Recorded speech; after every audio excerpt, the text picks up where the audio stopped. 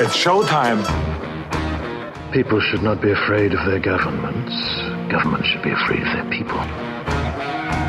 You know, the right to bear arms is because that's the last form of defense against tyranny.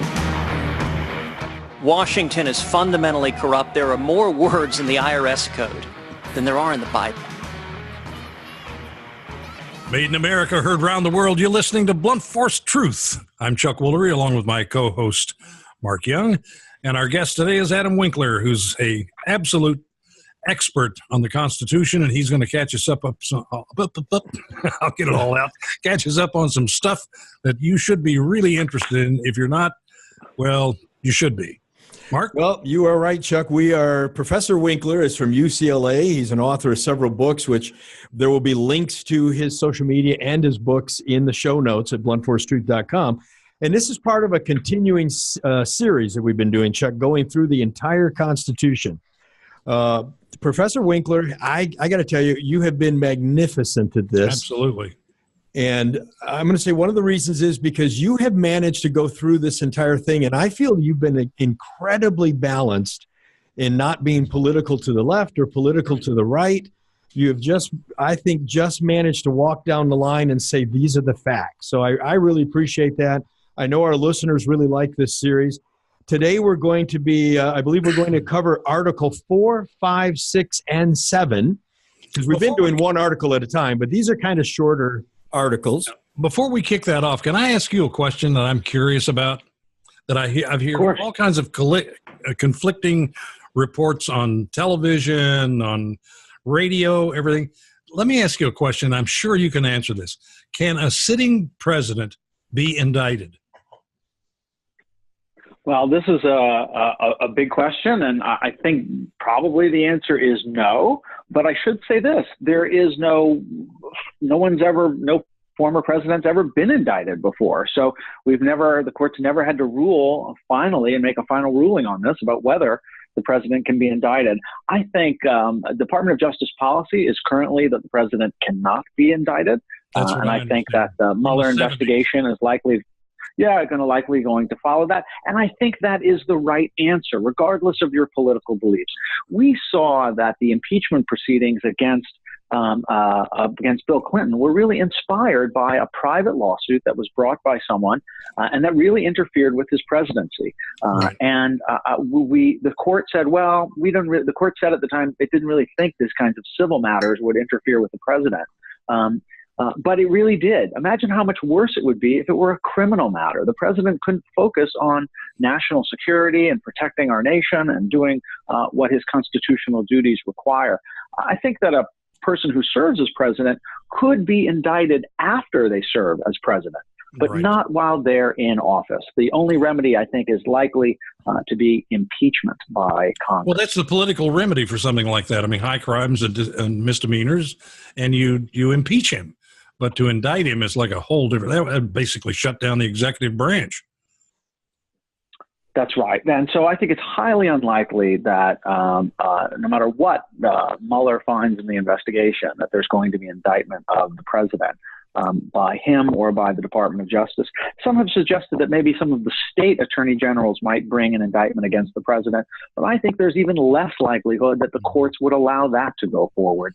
Any of the 50 states could decide to muck up the federal government and stop the president from exercising his constitutional powers.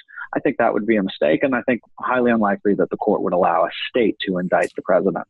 So, well, Chuck, I hope cleared that up for everybody. I want to ask one other legal question of the professor while we have him, and that is Adam Schiff in the Congress is claiming that he's going to subpoena the president's private records from his meeting with Vladimir Putin.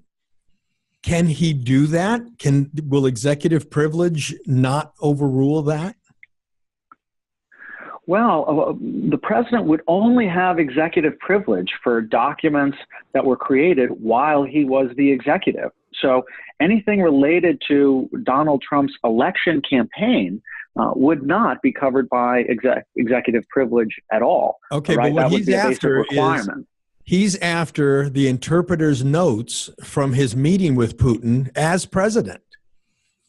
Well, Well, that seems like it's the kind of thing that might well be covered by executive privilege. The Supreme Court has said that the executive, the president, does have this inherent authority to have his advisors give him free and frank advice, and that requires a certain measure of privacy. It doesn't protect everything. We know that Nixon was ordered to turn over the tapes that were evidence of potential criminal activity, and there is some leeway for getting documents. Whether these particular documents would fit under that exception, I think remains to be seen. My concern, and I think this is the first of many battles we're going to have over these documents. I think I expect the Democrats in the House to be very aggressive, and I expect the president to be very aggressive in fighting back and not revealing the documents that he doesn't want to reveal. I suspect we're going to see different legal actions brought against this president that we have never seen in the life of this country. It may be. That may be in fairness, because the president is doing things that few presidents have done before, for good or perhaps for ill. So certainly this president does things in a different way and a different level of magnitude. And I think we're likely to see the backlash to the president also break some barriers and defy some norms that we've come to rely on. Well, let's jump into our first one. We're going to start in Article 4 today, right? That's right. We're going to start with Article 4. Full faith and credit. Yeah, that's right. So most of the provisions we're going to talk about today, Article 4, Article 5, Article 6, and then just briefly Article 7, these are not the sexiest issues in the Constitution, not as controversial as the issues that arise under the First Amendment or the Fourth Amendment or the Second Amendment. But nonetheless, these are really significant in shaping the law and securing the idea of America as one nation. Most of the original Constitution that we've talked about so far focuses on creating the federal government and the different branches, the judicial branch, the legislative branch, and the executive branch. But Article 4 addresses something different. It addresses the states' relationships with each other, sometimes what's known as horizontal federalism. The relationship between those states. And a key provision is Section 1 that says that states shall give full faith and credit to the public acts, records, and judicial proceedings of every other state. And this was really essential to integrating all these independent sovereignties into a single unified nation, because each state has to respect the other state's statutes and court decisions. So if you're found liable of a civil offense in one state, and there's a judgment against you, and you move to another state, that debt can still be collected from you. The new state that you move to has to respect the public acts and records of the former state. So that's really important. One of the things that's really controversial in this area is family law issues, especially relating to marriage. So in recent years, the most controversial applications of the full faith and credit clause have dealt with questions like whether a state has to recognize a same-sex marriage that's lawful in another state, but wouldn't be allowed in the particular state that it's in. And so that was obviously a big issue. Congress stepped in there to try to define that with the Defense of Marriage Act, saying that states did not have to recognize each other's same-sex marriages. But, of course, all that debate is somewhat academic now because of the Obergefell case in 2015, holding that there is a constitutional right to same-sex marriage. Now, is this the same act that would make my Michigan driver's license valid in Florida? Well, it could, but it turns out that's not why your driver's license is valid in Florida. It turns out that your driver's license is valid in Florida only because the state of Florida has adopted something called a compact with other states that recognize the validity of that. The reason why is that it's not, the full faith and credit clause is limited in its application. Right? It's to what the court has said, that public acts, records, and judicial proceedings are things like judgments of state courts. But not every single license or right that you might be given in one state has to be given in another state because of this rule. In fact, that's why marriage. So, example there, right to carry a firearm. I mean, you may be able to carry it in one state, another state you can't. That's right. That's right. Because that's a basic kind of a license. You might have a fishing license in one state, but not be allowed to go fish in another state without getting that state's license. So it applies to a limited scope of documents, mostly things like court judgments. And so that's why marriages were not automatically recognized. So if Texas didn't want to recognize the same-sex marriage, because that wasn't a state court judgment, it was just kind of a marriage license, a right given by that state, by some other state, Texas didn't have to obey it.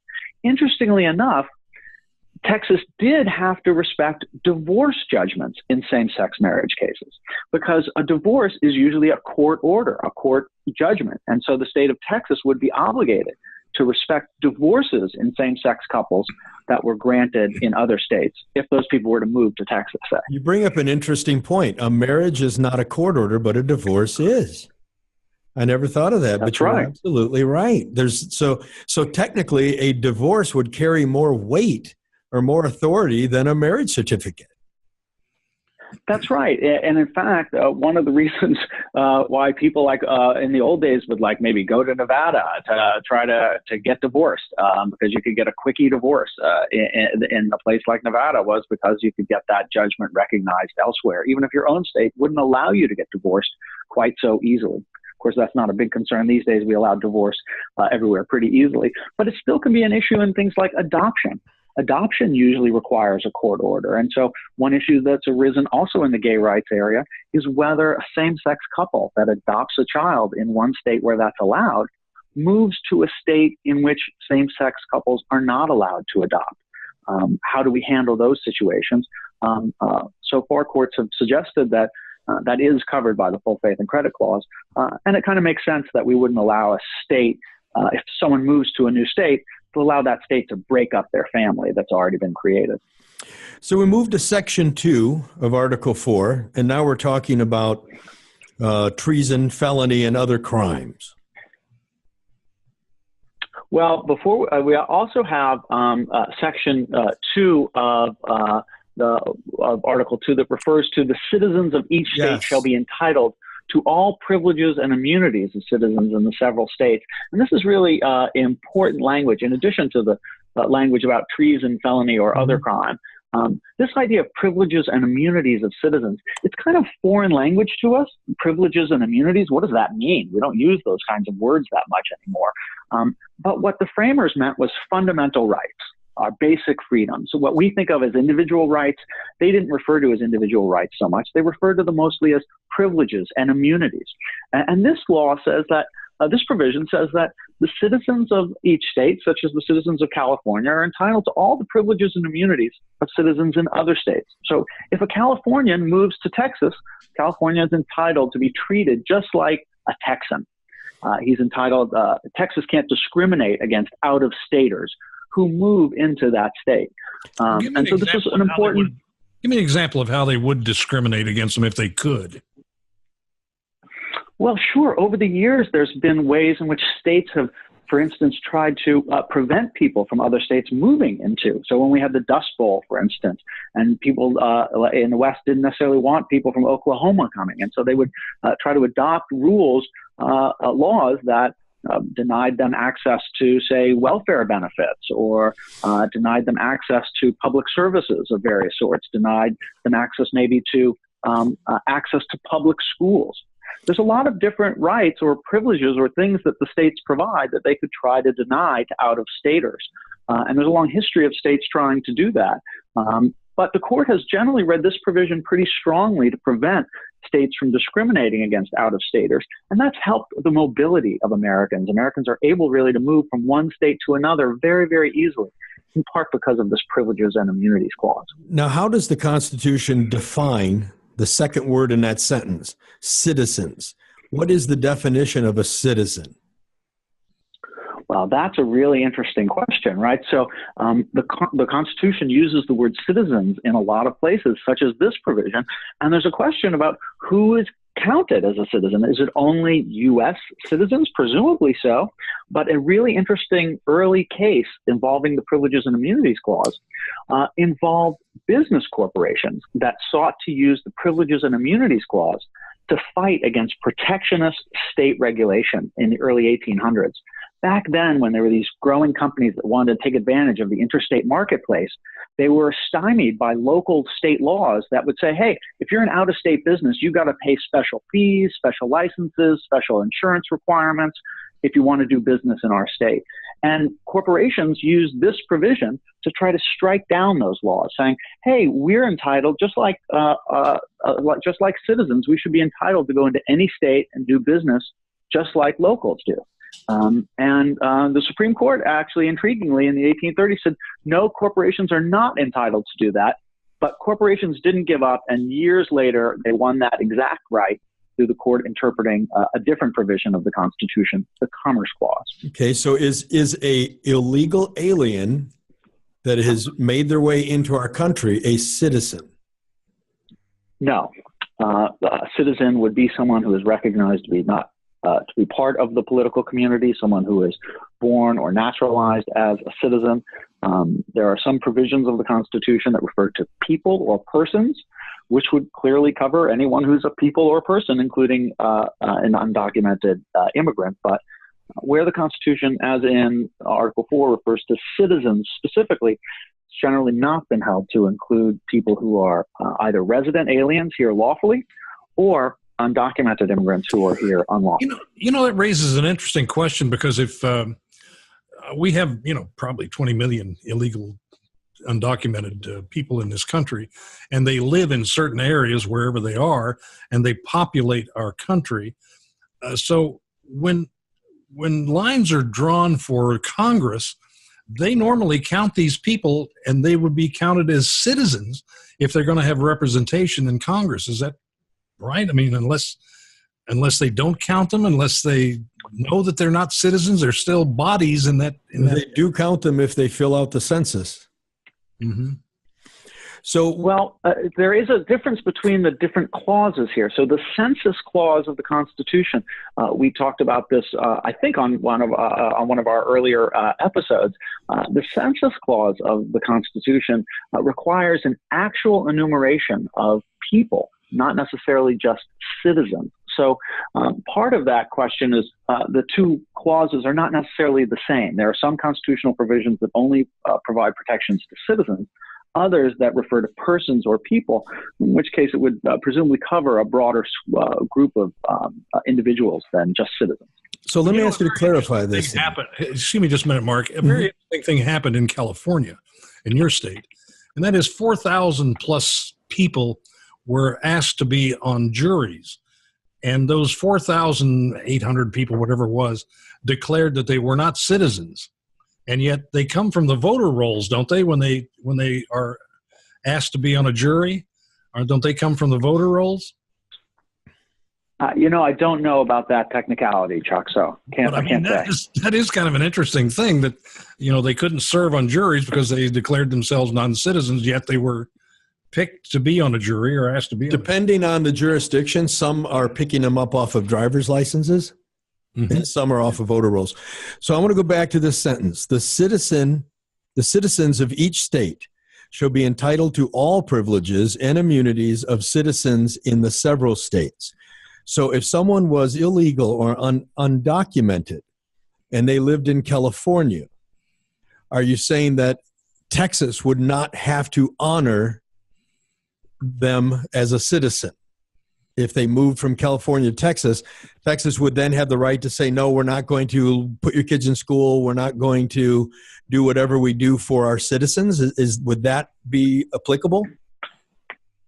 Well, under this clause, that's right. So how California decides to treat its undocumented residents,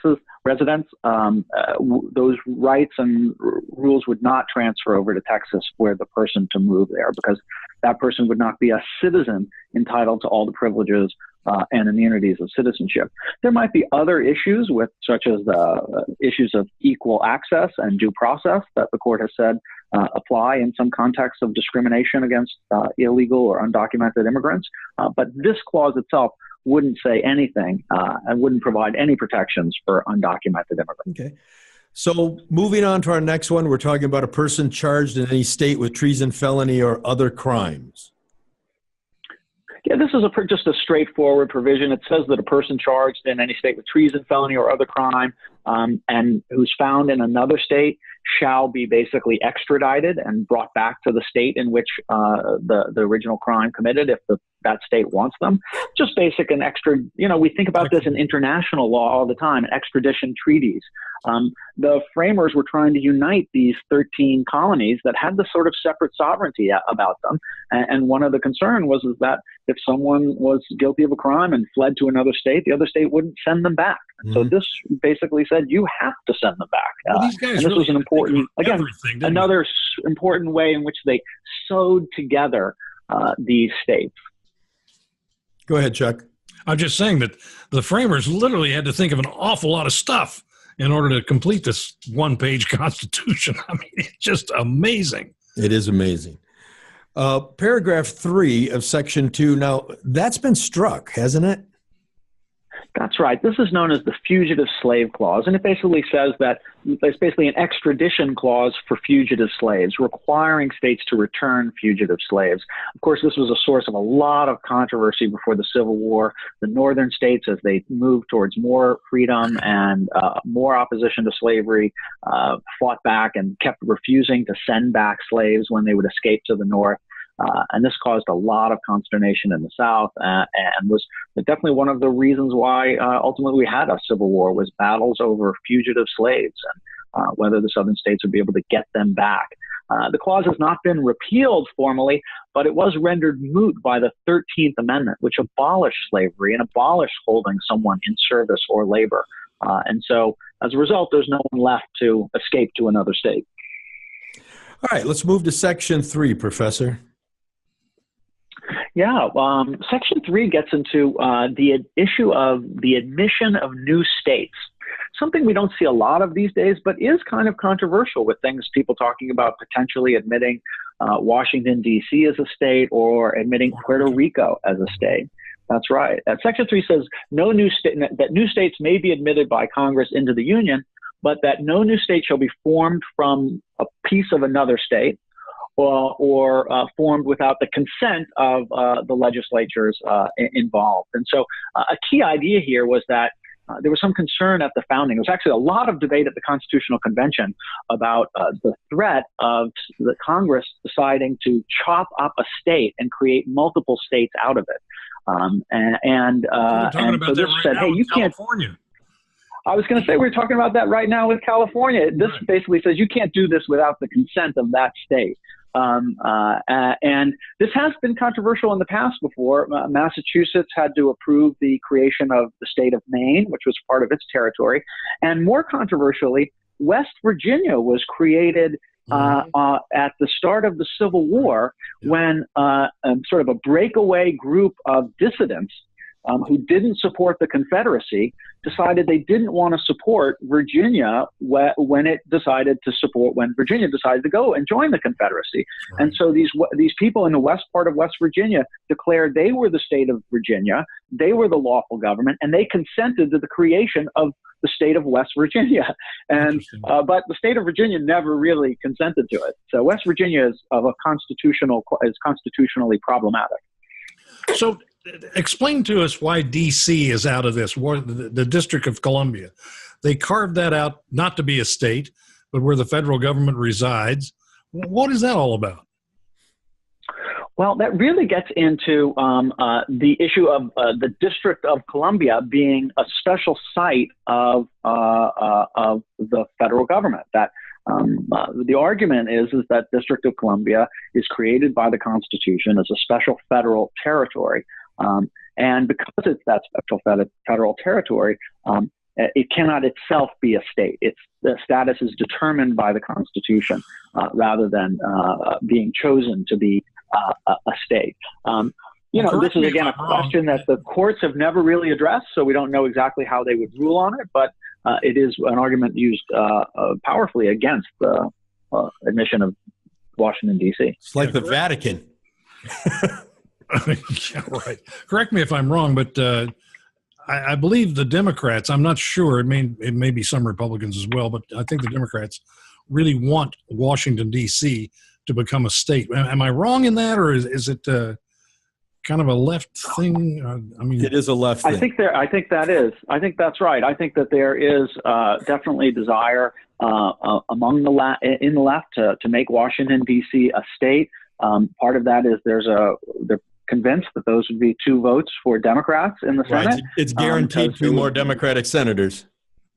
yeah, okay. And, the truth is that makes it much less likely that we're going to see the Washington, D.C. integrated into the Union as a state because of that sort of association with a partisan pursuit. But actually, in some strange ways, a long history of that. Back after the Civil War, we had the admission of a lot of states, places like North and South Dakota. Why do we have both North and South Dakota? No diss to the people of North and South Dakota, but very sparsely populated places probably don't need 2 separate states for them. But the reason why they were was part of partisan battles over trying to control the Senate. If you admitted both the 2 states from that same little area, you were going to get 4 Senate votes. Even though, based on population, you wouldn't think that, say, North and South Dakota required to be 2 separate states and have more power in the Senate, for instance, than California with 40 million people. Mm-hmm. So Michigan, just a little comment, there's been conversation over the years in Michigan of Michigan becoming 2 states because the Upper Peninsula is actually not contiguous to the lower state. And quite honestly, the Upper Peninsula gets ignored by the lower state politically. So this would be, if that was to happen, they would have to use this part of the Constitution. Exactly. And as Chuck says, there's some debate about breaking up the state of California. There's some desire to break it up into 3 separate states. This basically says you can do that, Congress, but you can't do it without the consent of the legislatures of the states concerned. So you can only do it if California or Michigan decide, okay, we're on board with that. When you say California or Michigan, you're talking about the legislators, you're not talking about the people of the state voting on this. You're talking about the legislatures who represent them voting on it. Well, the language of the amendment of the Constitution itself refers to the consent of the legislatures of the states concerned. So that leads me to believe that the most natural reading of that, of course, is that there actually has to be the legislative bodies, and it couldn't be done through direct democracy like the initiative or referendum process. But I should say that the court has sometimes read that language of the legislature in the Constitution somewhat broadly to refer to the lawmaking authority of the state. So you could see the court saying, well, if they adopted it through direct democracy, that's okay too. But again, it's one of those unanswered questions about the Constitution. So give us anything that we need to add for paragraph 2 in section 3, Professor? There is the territory, the property or territory clause. Again, this is not a sexy clause on its surface, but actually really involved in some big controversies these days. So this is a provision that says Congress shall have the power to dispose of and make all needful rules and regulations respecting the territory or other property belonging to the United States. All right, so it seems innocuous enough, right? They've got the power to own property. But this is very controversial in states in which the federal government owns a lot of land. Utah. So the federal government owns federal government owns about 28% of all the land in the United States, including national parks and forests, recreation areas, etc. And there's especially large concentrations in the West. Chuck mentions Utah. In Nevada, over 80% of the land in Nevada is owned by the federal government. And there's been controversy over the years about whether this provision allows Congress to hold property indefinitely. Isn't that what Teddy Roosevelt, did Teddy Roosevelt bring all that about through the national park? Yeah, this was... And it was a big controversy. Where all the minerals are in the West. There's very little in the East, but there's a lot in the West. A lot in the West. And it's because the language is that Congress shall have the power to dispose of and make all needful rules and regulations. Does that mean that Congress only has the power to hold the property temporarily and then it has to transfer it to dispose of it in that way? And so some have argued that if that's the way we should understand this clause, then the federal government is not allowed to own all this land in Nevada and has to transfer it to the state of Nevada. And there have been some sort of Nevada people who've really been pushing for that interpretation of the Constitution and that language. Courts have generally said that dispose means to order and to organize, not necessarily to discard. And so the courts have upheld the federal land owning that we have today. But it is controversial. Did anyone ever challenge in the name of national parks, right? No, this was way before national parks. Oh, really? This is in the original Constitution. This is in the original Constitution, but Chuck's absolutely right that when the creation of the national parks brought this issue to public controversy back in the day, because there were questions about whether Congress could create a national park that was going to last indefinitely, or whether it only had the right to make rules and regulations for its property on a temporary basis, and then had to give that property to the states. And so that's been a big source of controversy over the years, and it continues to be one in the West.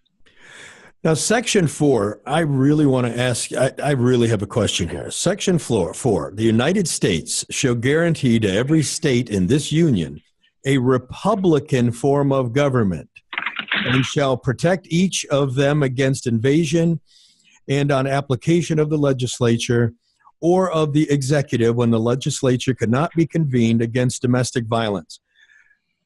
A republican form of government. Now, if we look at the definition of a republican form of government, that specifically is the power in the hands of the citizenry, correct? That's right. That's right. And this is an important provision. Democracy.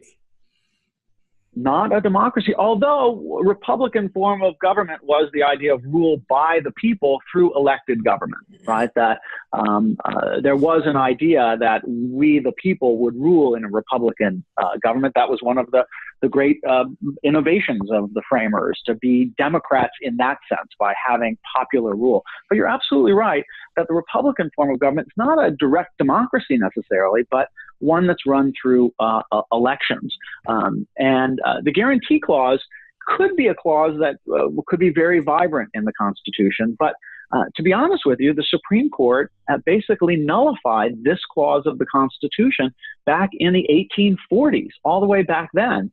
There was a rebellion in Rhode Island known as the Dorr Rebellion. And in the 1840s, only about 40% of the state's white men were allowed to vote. And of course, this created a lot of problems at the time. Every other state, many more free men, white men could vote. And so there was like this insurrection that arose by people who wanted to be able to vote and weren't allowed to. And this insurrection said, hey, wait, the state of Rhode Island is not obeying the Republican form of government clause because they only allow 40% of the white men to vote. And the Supreme Court said, you know what? We don't want to rule on this issue. We think this is a political question to be resolved by Congress. We can't decide who's the proper government of the state of Rhode Island.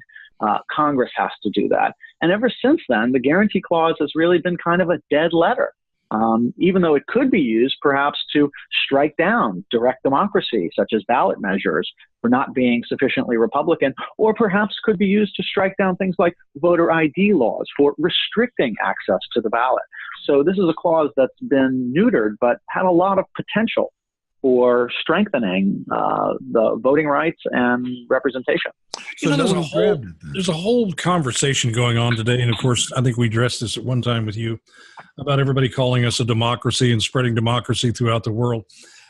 Why, in your opinion, did one of our founding fathers, and more than one, but I recall Madison saying that democracy was the most vile form of government known to man? That's what he said. Why did he say that? Well, I think the framers were justly concerned that that popular rule would lead to the denial of individual rights. And that's why the Constitution not only divides government among the three branches to separate the powers and make it harder for Congress to act, but also guaranteed individual rights, recognition that even though we're creating a world in which we, the people, will rule, we want to have limits on what we, the people, can do because, let's face it, democracy can unleash unruly masses that would take away people's property rights, deny people individual liberties, and then something that, frankly, we probably still see today. You know, there's a great thing on YouTube. I don't know whether you've seen this or not, but it's really very cool. It's about 10 minutes long, and it's called The American Form of Government. And it explains left, right, oligarchies, anarchists, And it's really, really interesting because you get into the Constitution, which is in the center, and to the right of that is anarchy. And you get into the Constitution, the left of that is all kinds of stuff. It's monarchy, despotism, just every kind. There's like 4 or 5 different things that you can be from the left of the Constitution, and only one that you can be from the right of the Constitution.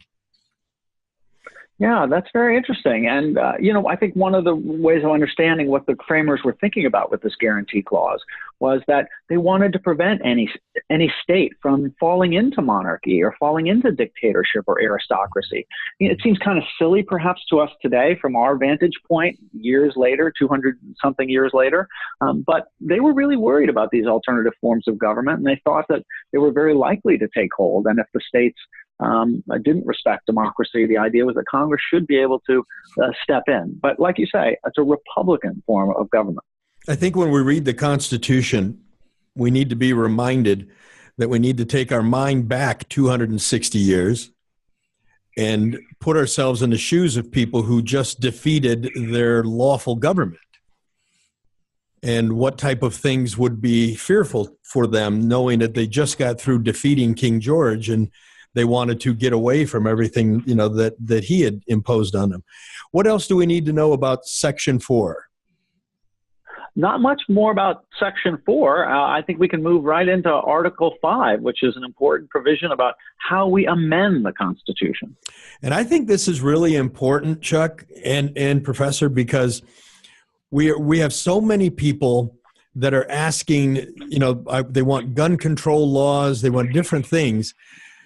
And when we look at things like the Second Amendment, this Article 5, this is really what they should be looking at, not trying to try to come up with new laws on guns if they want to get rid of guns. They really need a constitutional amendment, don't they? Well, the constitutional amendment process is how the framers imagined the Constitution would be changed primarily, and provides very strict procedures for that process. The difficulty for reformers of any stripe, whether left, right, or center, is that the requirements are so burdensome and makes it so difficult to amend the Constitution that it really creates a lot of pressure to try to achieve these goals through other means. Because the Constitution can be amended, but it requires that either two different approaches to do it. One, you could have Congress propose amendments to the states, or 2, you could have states declare a constitutional convention and meet themselves and propose amendments. Either way you go, no amendments approved unless you get 3/4 of the states to approve, so it's a pretty high burden. All of the amendments we've had so far have come from Congress proposing constitutional amendments and not from the state conventions, as we might have, as the framers might have imagined would have happened. Yeah, there has never been a constitutional convention, correct? We haven't had one since the earlier ones. We had ones early on, but we haven't had one since.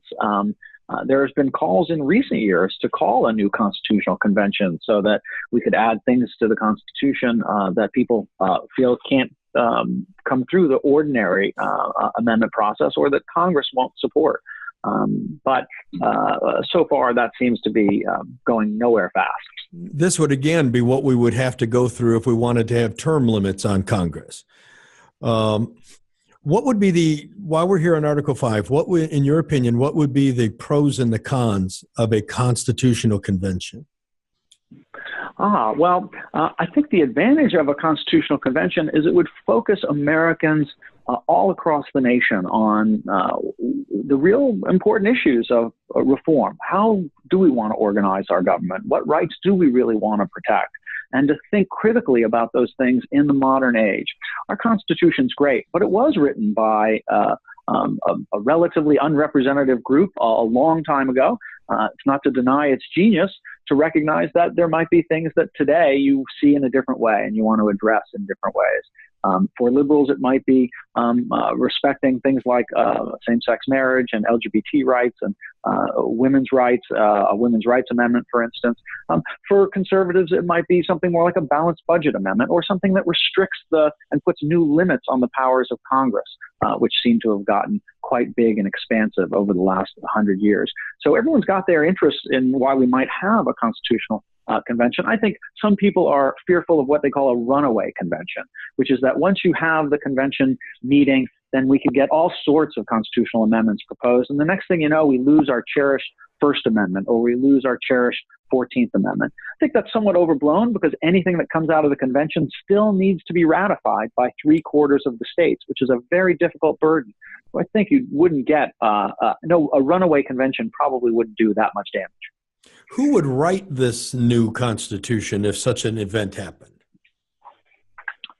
I don't know. Maybe we can go to Madison's grave and dig him up and see if we can get him to do it. Because I don't know about you, but I don't know anybody that I trust as much as him to write it. And he's been dead for 200 years. So, it would just be, who would propose to, there'd be proposals. I imagine interest groups would be involved. But ultimately, it would be written by the convention itself. The convention would have to meet, and as the framers did, come up with some rules for how to organize the convention, how to organize who would transcribe things, who would write things, and they would have to approve language at the actual convention. But that's not likely to happen. I wonder how many pages the Constitution would be turned into. Yeah, right. If we had a constitutional convention. We would go from one big piece of parchment paper to probably 20,000 pages.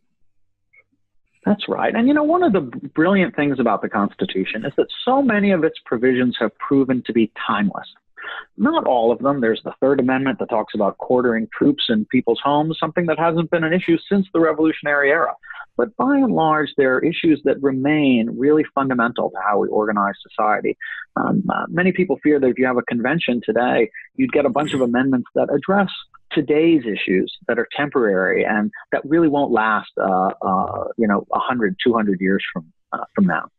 It's funny, if you ever tour any places, I'm sure you have, but if you go to places where societies go back, 1,000 years, 2,000 years, in Egypt, Jerusalem, and you start to look at how they lived, you realize that they had all the exact same needs and concerns and worries and hopes and threats and everything that we have today. It was just the technology that was different. That's right. And one of the things I think the Supreme Court has been good at doing is saying that technological changes do not undermine the principles of the Constitution, that we need to uphold those principles even in the event of technological change. Freedom of speech applies on the internet, even though the framers never imagined it. So that technological change is something that we have to keep up with if we want to keep the very principles. That's right. Let's be honest. Speaking of blocking, there's actually a really a remarkable story about the history of the adoption of the 14th Amendment to the Constitution. So this was our most fundamental constitutional amendment. It's the basis for equal rights, for Brown versus Board of Education, for Roe versus Wade, controversially, same-sex marriage rulings. The 14th Amendment's really a very important provision. It was adopted after the Civil War, in part to protect the rights of the newly freed slaves. But the amendment process itself was quite controversial and a little questionable, in fact. The 14th Amendment was proposed by Congress. A bunch of states in the North, including Ohio and New Jersey, voted to ratify it. But a bunch of southern states, 10 of them, voted it down, said, we don't want this. We don't want to treat people with equal rights. And when it was clear that the amendment would not be ratified, Congress passed the laws known as the Reconstruction Act that basically reorganized the governments of the Confederate states and the former Confederate states with multiracial legislatures. Those new lawmakers came in, adopted and voted to ratify the 14th Amendment after those states had previously turned it down. But that was so controversial itself that some of the northern states, like Ohio and New Jersey, decided to rescind their ratifications. And so they voted not to approve it. And Congress decided that Congress just decided one day to declare the amendment had been ratified. It said, we're going to count Ohio and New Jersey as ratifying it, even though the legislatures of those states voted against it. and said it was part of our Constitution. And so for about 30 or 40 years after that amendment in the South, there was a lot of debate about whether the 14th Amendment was even part of the Constitution. And today it's the basis for Brown versus Board of Education. You couldn't imagine the Constitution without it. Yeah, I don't think they would get away with that kind of move today. Access to information in the media makes things very different. It's a lot harder for Congress to do things without everybody knowing everything. But things still happen in weird and unusual ways. And in fact, the most recent amendment to the Constitution is the 27th Amendment. And this basically says that members of Congress can't raise their salary and get the benefits of that salary that term, right? They have to wait for an election to come and break up those things. And what's interesting is that this was an amendment that was part of the original Bill of Rights that was proposed to the states. We know that 10 amendments were passed in the Bill of Rights, but there were actually 12 proposed amendments. And this was one of the two that did not get enough states to support it and ratify it. And what happened was it didn't make the cut. And then what happened was in 1992, there was a student who was doing some research on like a balanced budget amendment and some of the political reform stuff. And he found this amendment and he decided to create a one-man effort to go to state after state after state and get more states to vote to ratify this amendment.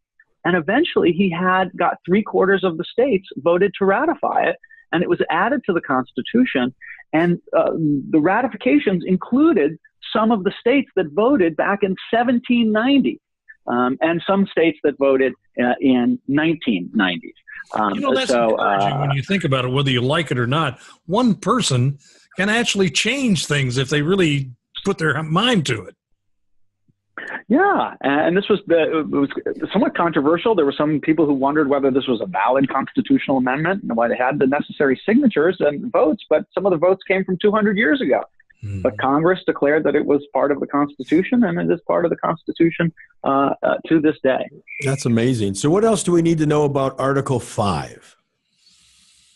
Article 5, in some ways, Article 5 it's not a dead letter because we've seen 27 amendments to the Constitution, but we haven't seen any constitutional amendments in about half a century other than this oddly designed 27th Amendment, oddly enacted 27th Amendment. And really what we've seen in the absence of Article 5 is really the courts stepping in. And we get constitutional amendments these days, not through the amendment process of Article 5, but basically from the Supreme Court, reinterpreting the Constitution. And I think that's been one of the controversial things about the court over the last 20 or 30 years. All right, so let's move on to Article 6. So Article 6 has a couple of provisions, but the most important is known as the Supremacy Clause.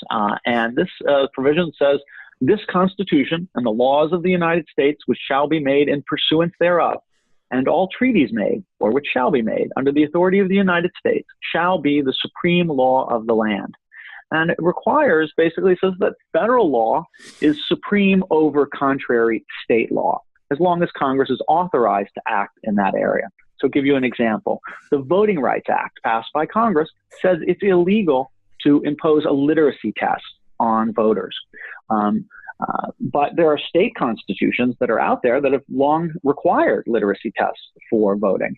Because of the Supremacy Clause that says that federal laws made in pursuance of the Constitution are supreme over state laws, those state constitutional provisions requiring literacy tests are no longer valid because of the Voting Rights Act. No, what would be an example the other way?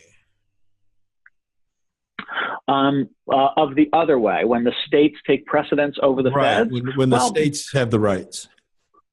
Well, really what happens is we have to read the Supremacy Clause in conjunction with the 10th Amendment to the Constitution, which says that the powers not delegated to the United States by the Constitution are reserved to the states respectively. And the courts have said that because of that, there is some limitation on the supremacy of federal law. So, for instance, in a case involving gun background checks, the Supreme Court said Congress can't force state officials to conduct background checks if they don't want to engage in those background checks. The federal government can't commandeer those state officials. Even though the federal law is supreme that requires the background check, the state officials cannot be sort of made into federal officials effectively and have to enforce federal law. That was really good in the gun background check for people who support gun rights.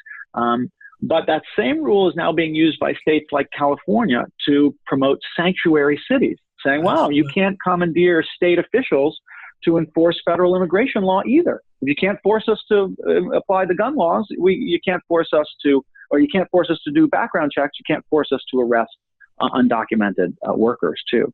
So the Supremacy Clause works in conjunction with the understanding of existing state powers to limit what Congress can do. Chuck? Well, my question was about sanctuary cities, which is a very contentious thing right now in Congress and actually with the citizens of the United States, whether people can just say, okay, you're illegal, but you're welcome here. I thought the federal government could actually fix that because it's against federal law, and yet there are many states that do it, many cities that do it. Well, and Congress can fix it, and the Supreme Court hasn't said that Congress can't fix a problem like that, but what they said is that if Congress wants to fix it, they have to do it themselves. So that's why you see the creation of ICE and the expansion of ICE to do more of this kind of enforcement, because in some states you have state officials who are just not willing or legally prohibited from enforcing these federal laws. So the thing about this federalism is, look, it helps conservatives in some cases. It's going to help liberals in some cases. We have the supremacy of federal law, but we have marijuana legalized in a bunch of states, including California, where I live. You can talk about the supremacy of federal law, but in California, it's kind of state law that seems to rule the day when push comes to shove. Mm-hmm. So the third paragraph of Article 6, I want to ask a question. It says that obviously that our legislature and our elected officials have to be bound to an oath to support the Constitution, but no religious test shall ever be required as a qualification to any office. So would this mean then when we see people using the Bible or recently the Quran, would that mean that there actually is no requirement to hold a Bible or to hold anything?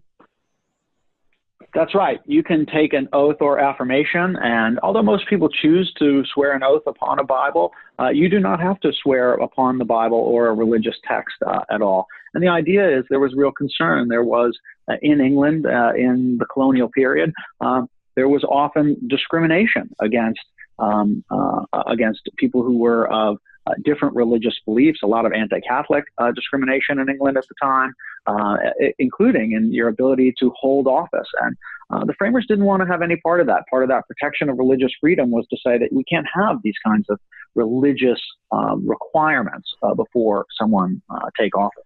So some people who were upset about the new congressperson who was sworn in on a Quran, they really don't have a fight there. I mean, and I know they're on the right, and that's kind of where we sit, but based on the Constitution, there is no argument that she didn't have the right to use a Quran to be sworn in. Be sworn in on rules for radicals. I guess on a phone book if you wanted to. All right. Yeah, no, there's no, certainly the Constitution doesn't envision any problem with that, and probably would raise objections if Congress were to adopt a law preventing someone from swearing an oath upon the Koran, because that would be a kind of religious discrimination of the type that the framers weren't in favor of. Let me point out one other real quick provision of Article 6, if I can, because it's kind of controversial, and I think some of your listeners would be really interested in it. And it's the question, under the language of Article 6, it says that all treaties made under the authority of the United States shall be the supreme law of the land too. And there's been some question is whether a treaty could do something that the Constitution doesn't allow. So, for instance, could Congress can't prohibit people from possessing firearms because of the Second Amendment, but could Congress agree to a treaty, an international treaty that requires people be disarmed? The treaty would be the supreme law of the land, and the treaty being adopted after the Constitution would take precedence over earlier enacted constitutional provisions.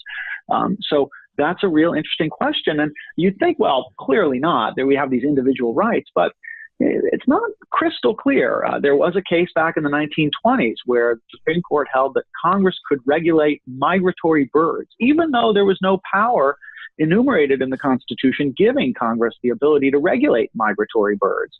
And the court said, well, they're doing it to implement this treaty that the government had engaged in with the United Kingdom, with Canada, about migratory birds. And so Congress could regulate these birds because of this treaty, even without an enumerated power. I think there's legitimate questions about whether that would expand so that Congress could take away individual rights, like Second Amendment rights. But I'll be honest, it's not crystal clear, and there are some precedent and some language that could be used to support the argument that a treaty would allow Congress to do what the Constitution does not. I've had some of that same concern because there have been treaties that have been presented in the UN, specifically an anti-gun or gun control treaty in the UN, which would prohibit citizens from owning guns. What would it take for a treaty to be enforced here? It would have to be accepted by the president and ratified by the Congress? Yeah, it'd have to be ratified by Congress, by the Senate, not by Congress, but by the Senate. And so that seems highly unlikely that any such treaty would ever be adopted by the Senate. But it's at least a concern. And thinking about one of the odd things about the Constitution is that it does make treaties the supreme law of the land of equal force as the Constitution itself, which, if you think about it, gives Congress a way to kind of amend the Constitution without going through the Article 5 amendment process. So here's an area where we're not sure whether the framers just didn't think clearly about how to draft these things or draft this particular provision. Their brilliance is so clear in so many other provisions. You get to this one, you're like, wait a second, did they really mean that? So all we need is another country or another body that would ratify, that would agree to a treaty with certain rules, and we could impose that on the citizens here. Well, again, you have to have Congress jump in on it. Assuming it was ratified. Possibly. Like I say, it's not crystal clear whether that could be used to justify the denial of individual rights. I think most likely not, but there's at least a colorable argument that it can. That's a frightening ability. It is, but I guess I would suggest that it's so unlikely that Congress would agree to a treaty that takes away our fundamental rights. But you never know. There are strange things happening in Washington today that as a younger man, I never thought I would ever see in my lifetime. So I certainly wouldn't rule anything out at this point. Article 7. And that's why we have a constitution. I was going to say that's why we have a constitution, right? So that we could solve some problems in advance, and that no matter what happens later on, we know that we've got some things locked down. And that's the beauty of the Constitution. Well, as long as we can separating these powers. When you talk about the progressive movement is totally anti-constitutional. So it's a movement away from the Constitution. So as long as we can keep the Constitution, and it is still, the law of the land, we're in real interesting times right now. And I guess it's been going on for 100 years, but it's kind of coming to a head now, I think. Anyway, we're going to talk about Article 7, right? Take it away, Professor. Well, this is not a particularly exciting article. It just basically provides the rules for ratification of the Constitution itself. And it basically says that the Constitution will go into effect once 9 of the 13 states that were involved in the Articles of Confederation agree to it. This was only a sort of a unique, sort of a smart gamesmanship on the part of the framers. They thought at the time that they would not get unanimous support for the Constitution and that not all of the states would support it. And there were some proposals to require unanimous consent. And in fact, there's a good argument that under the Articles of Confederation, you needed unanimous consent of all the states to adopt a new constitution. But the framers instead said, hey, if we wait for all the states to come on board, then one or two states are going to hold us hostage at the end of this negotiation. So instead, we'll only require 9 states. And if 9 states ratify, then those states will become part of this new country. And the others who don't ratify, they'll be left out. And that created a lot of incentive for some of those dissenting states who might wanted to fight against it to say, hey, you know what, we're going to miss out on too much here if we're our own country and we don't sign up. And so it was good gamesmanship to only require 9 and not to require unanimous consent. Well, Chuck, I don't know about you, but I love the fact that we've gone through All 7 articles of the Constitution. Because people so focus on the amendments, but they don't focus on the beginning, the first part of the Constitution. And the Professor Winkler has done an amazing job taking us through this. Absolutely. And I think people are really going to be excited to go through the amendments because that's the stuff people want. They want to hear that First Amendment and Second Amendment and Fifth Amendment stuff. And I'm really looking forward to that. So, folks, if you enjoyed this, go to iTunes, Stitcher, iHeart, leave us 5-star review. Make sure that you're getting all the episodes that Professor Winkler's in so you can keep up with the entire program of learning the Constitution. You'll also be able to go to the show notes for this episode at bluntforceTruth.com, and you'll find links for the professor's book. Your most recent one, I believe, is We the Corporation. Exactly. We the Corporations, How American Businesses Won Their Civil Rights. Well, Professor Winkler, thank you so much. We really appreciate it. Look forward to seeing you in the future. And thanks, everybody, for joining us today on a good lesson on the Constitution. I hope you keep up with us and keep listening to Blunt Force Truth. I'm Chuck Woolery along with Mark Young, and we'll see you next time.